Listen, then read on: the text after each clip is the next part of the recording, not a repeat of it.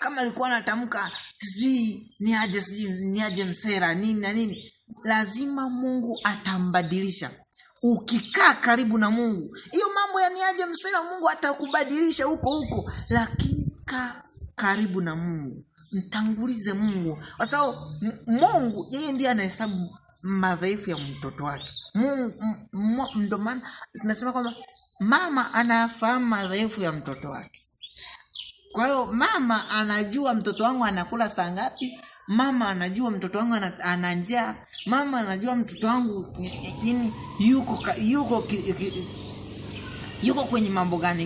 Hiyo yote ni mfano ambayo nimekutolea ili kukuonyesha kwamba hata yule ambaye amepotea mazima ambaye unaona huyu sina imani naye, anaweza kugeuka kumrudia Mungu. Yule ambaye unaona kwamba mimi sina imani naye, anaweza kugeuka kuwa karibu na Mungu.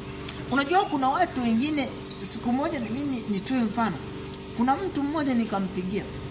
Nilipompigia kumtolea hizo habari, alinitukana sana. Lakini baada ya sikuanza kumwambia wewe kwa nini unakataa kuokoka, no. Nilianza kutuma neno moja baada ya jingine. Nikaanza kumtumia ile yeye alikuwa ananiambia ni aje Msera, lakini mimi ninamwambia Bwana Yesu asifiwe. Jamani vipi unaendeleaje, namwambia shalom. Asa yale maneno yakao yanaendelea kumrenisha. Kuna watu unaweza kusema huyu mbona amebadilika, lakini hata huyu mbona ameokoka lakini hataki kubadilika, no. Kinachombadilisha sio kuokoka. Kinachombadilisha ni yale maneno ambaye anayasoma kutoka kwa nani? Kwa Mungu. Na wewe unayomwambia. Mfano wewe mtu umemuokoa, lakini sio umemuokoa bado. Sasa utaki wewe uwe mwalimu wake. Kuna wakati inafika anahitaji msaada wako, lakini hawezi kuupata. Leo nimekuletea upekee wa msamaha. Lazima yule mtu ambaye ulikuwa unamuona kwamba hawezi kuokoka, anaokoka. Mfano ni mama.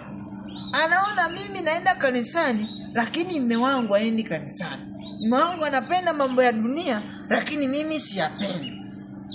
Mungu ukimwambia Mungu, mume wangu yuko hivi, kwa sababu Mungu hauwezi kukataa kusikiliza. Mungu anakusikiliza. Ndio maana hata Yesu anakuja kumfufua Lazaro, aliwaambia mdogo wake akasema hivi. Alimwambia ndugu yake akasema, unayakumbuka niliyokuwa nikiyatenda wakati ule? Na yeye akasema ndio nayakumbuka, lakini kwa hili sijui.